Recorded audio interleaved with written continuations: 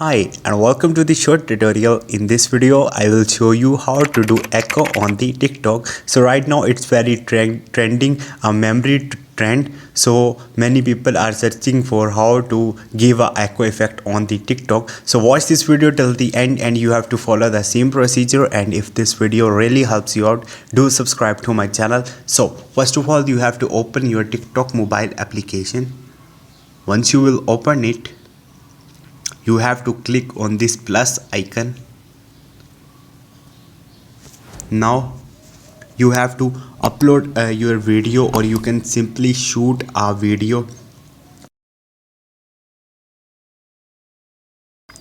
Now simply you have to click on this tick button and you are in the editing portion. Now you will see voice effects, or you can simply find right here somewhere else.